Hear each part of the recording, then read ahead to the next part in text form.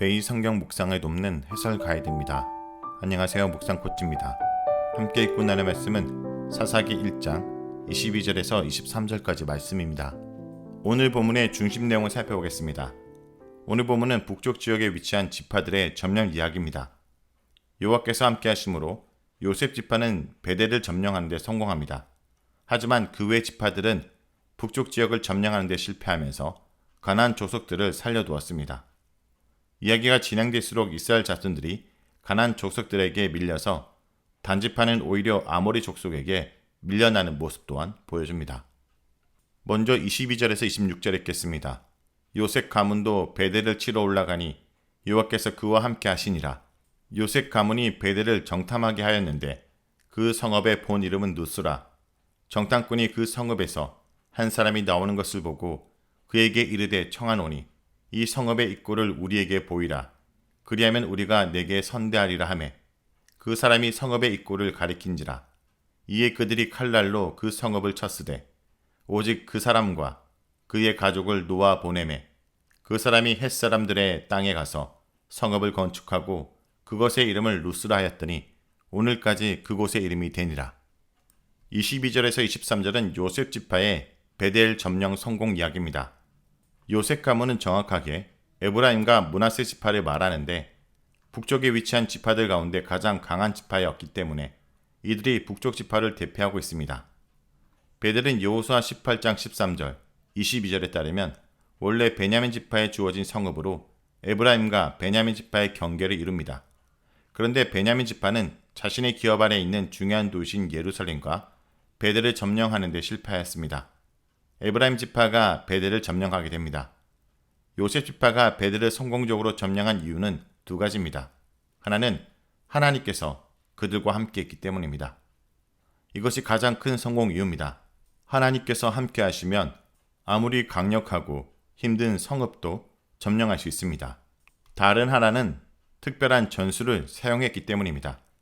이들은 여호수아가 여리고를 점령할 때 정탐꾼을 보낸 것처럼 정탐꾼을 보냅니다. 그리고 정탐꾼이 루스에서 나오는 한 사람을 만나서 성읍 입구를 알려달라고 정중하게 부탁합니다.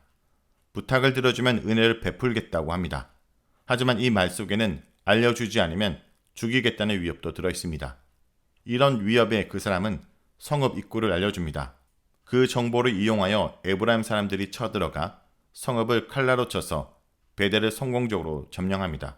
이 장면은 여호수아서에서 여리고성을 점령하는 것과 비슷합니다. 정탐꾼, 성읍 사람들의 도움, 성읍 사람들의 구원, 성읍 정복 등의 동일한 모티브가 등장합니다. 기생 라합의 도움으로 여리고 성읍을 수월하게 얻은 것처럼 베델도 이름 없는 사람의 도움으로 수월하게 점령하였습니다. 하지만 물론 다른 점도 있습니다. 전에는 도와준 사람의 이름이 기생 라합이라고 밝혀지고 그녀의 영웅적인 행동이 강조되었고 그녀와 가족은 이스라엘 자손 안으로 들어왔습니다. 하지만 이름 없는 성읍의 사람은 그가 아닌 정탐꾼이 먼저 그들과 약속하게 되고 결국 이스라엘 자손 안으로 들어오지 않고 헷사람의 지역에 가서 새로이 루스라는 성읍을 짓고 살았습니다. 그런데 이후에 그가 진 루스 성읍은 가나안 문화를 보존하고 부흥시켜 이스라엘 안에 퍼뜨리는 역할을 합니다. 요셉 가문은 여호와를 믿는 신앙으로 베델을 점령하였지만 가나안 사람과 언약을 맺지 말라는 여호와의 명령을 어기고 먼저 승리를 위해 그들과 언약함으로 결국 가나안 문화를 남겨두는 결과를 낳게 됩니다. 다음은 27절에서 36절 읽겠습니다. 므낫세가 베스안과 그에 딸린 마을들의 주변과 다낙과 그에 딸린 마을들의 주변과 돌과 그에 딸린 마을들의 주민과 이브르함과 그에 딸린 마을들의 주민과 무깃도와 그에 딸린 마을들의 주민들을 쫓아내지 못하매 가나안 족속이 결심하고 그 땅에 거주하였더니 이스라엘이 강성한 후에야 가나안 족속에게 노역을 시켰고 다 쫓아내지 아니하였더라. 에브라임이 게셀에 거주하는 가나안 족속을 쫓아내지 못하매 가나안 족속이 게셀에서 그들 중 거주하였더라. 스불론은 기드론 주민과 나알롯 주민을 쫓아내지 못하였으므로 가나안 족속이 그들 중에 거주하면서 노역을 하였더라. 아셀이 악고 주민과 시돈 주민과 아랍과 아십과 헬바와 아빅과 르홉 주민을 쫓아내지 못하고 아셀 족속이 그 땅 주민 가나안 족속 가운데 거주하였으니 이는 그들을 쫓아내지 못하임이었더라. 납달리는 베세메스 주민과 베안낫 주민을 쫓아내지 못하고 그 땅 주민 가나안 족속 가운데 거주하였으나 베세메세와 베안낫 주민들이 그들에게 노역을 하였더라. 아모리 족속이 단 지파를 산지로 몰아놓고 골짜기에 내려오기를 용납하지 아니하였으며 결심하고 헤르세 산과 아얄론과 사알빔에 거주하였더니 요셉 가문의 힘이 강성하며 아모리 족속이 마침내는 노역을 하였으며 아모리 족속의 경계는 아그랍빔 비탈의 바위부터 위쪽이었더라. 27절에서 36절은 북쪽 지파들의 점령 실패를 다루고 있습니다. 이 단락은 점령에 실패한 지파들의 이야기를 담고 있는데 언급된 지파의 순서는 므낫세를 제외하고는 남쪽에서 북쪽 위치 순으로 언급되었고 공교롭게도 북쪽으로 올라갈수록 점점 더 지파들이 자신의 기업을 점령하는 것에 실패하고 있습니다. 므낫세는 요단 동편과 서편에 모두 기업이 있는데 여기서는 요단 서편의 정복 이야기만 다루고 있습니다. 므낫세는 베스안과 바알락과 돌과 이브르함과 무깃도의 주민을 다 쫓아내지 못했습니다. 여기서 베스안과 다알락과 무깃도는 매우 유명한 도시들입니다.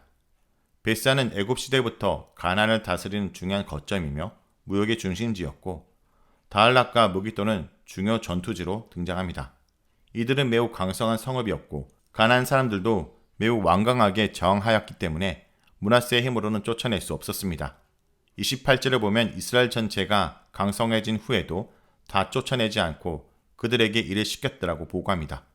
여기서 므낫세라고 표현하지 않고 이스라엘이라고 표현한 것은 이스라엘 전체가 국가적 힘을 가진 왕정 시대에 비로소 완전히 정복했다라는 것을 암시합니다. 이들은 하나님과 함께하지 않고 자기들의 힘으로만 정복하려고 했기 때문에 실패한 것입니다. 또 에브라임과 스불론의 실패를 기록합니다. 그들은 대체로 점령을 하였지만 완전히 진멸하지 않고 가나안 사람들이 이들 가운데 살게 하였다라고 보고합니다. 이들은 군사수가 많고 전쟁을 열심히 수행한 지파이며 후에 드보라의 전쟁에서도 적극적으로 참여하고 있습니다. 하지만 이들 역시 끝까지 싸우진 않았으며 가나안 족속과 동맹을 맺고 자기 기업 안에서 가나안 사람들이 살도록 허락하고 맙니다. 이건 역시 진멸을 명령한 하나님 말씀에 순종하지 않은 태도입니다. 스불론의 경우는 가나안 사람들이 스불론의 노예로 노역을 담당하였다라고 보고하는데 아마도 사사시대의 일이 아니라 28절처럼 후대의 일을 기록한 것으로 보입니다. 아셀과 납달리는 스불론 북쪽 지역에 위치한 지파들입니다. 아셀은 해변가에 매우 비옥한 곳에 위치하였고 납달리는 아셀 동편 지파에 위치하였습니다. 그런데 이들은 자신의 기업에서 가나안 족속들을 쫓아내지 못하였을 뿐 아니라 오히려 그들 가운데 소수로서 끼어 사는 입장이 되었습니다. 가나안 족속이 소수로 끼어 사는 에브라임과 스불론과 반대되는 상황이 된 것입니다. 이것은 이들이 자신들이 살 수 있는 지역을 얻은 후 그것에 만족하고 더는 가나안과 싸우지 않았다는 것을 의미합니다. 하나님께서 가나안 땅을 완전히 주시겠다는 말씀과 전쟁할 때 함께 하셨다는 말씀을 믿지 않았기에 하나님께서는 그들과 함께하지 않으셨고 결국 그들은 자기 힘으로 얻을 수 있는 만큼의 땅을 얻어 가나안 족속 사이에 끼어서 그들의 문화에 동화하며 살았던 것입니다. 그렇기 때문에 이들의 점령 보고에는 하나님께서 함께 하셨다는 말이 나오지 않습니다.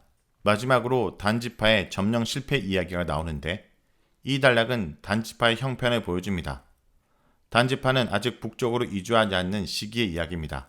하지만 후에 단지파가 북쪽 끝 라이스로 이주하였기 때문에 그 모든 역사를 알고 있는 사사기 저자는 단을 맨 마지막으로 기록하고 있습니다.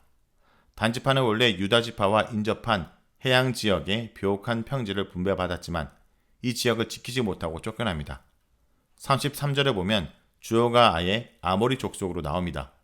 아모리 족속은 단지파를 산지로 몰아넣고 골짜기로 내려오지도 못하게 만드는 등 매우 강한 의지로 자신들의 지역을 지킬 뿐 아니라 오히려 단지파를 핍박하였습니다. 결국 단지파는 이런 아모리 족속을 이기지 못하고 북쪽으로 이주하였습니다.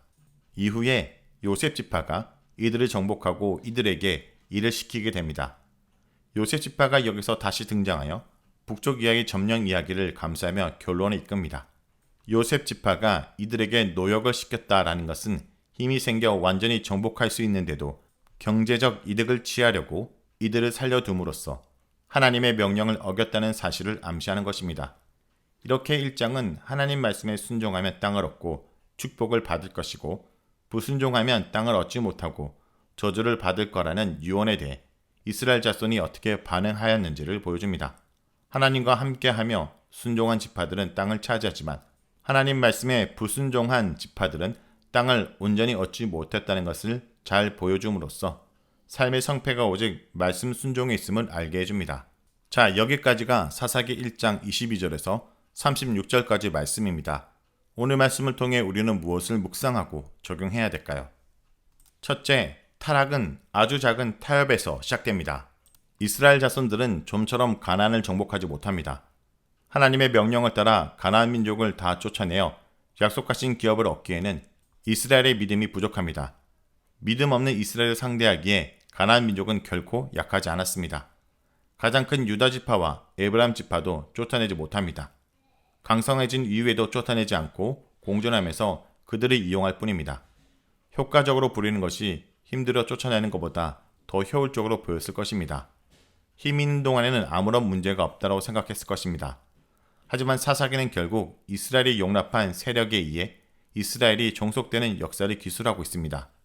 이처럼 타락은 아주 작은 타협에서 시작된다는 것을 잊지 말아야 됩니다. 둘째, 편안한 불순종은 진정한 평안을 누리지 못하게 합니다.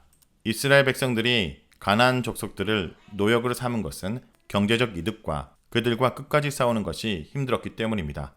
그들은 편안한 불순종을 선택했습니다. 그러므로 진정한 평안은 누리지 못하게 된 것입니다.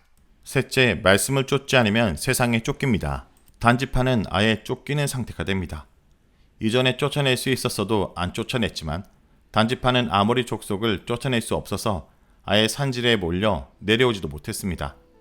단지파는 약해서가 아니라 그들의 믿음이 약해서입니다. 성도 여러분, 오늘 하루도 세상과 타협하지 않고 편안한 불순종을 선택하지 않는 주의 백성들이 되길 간절히 기도드립니다.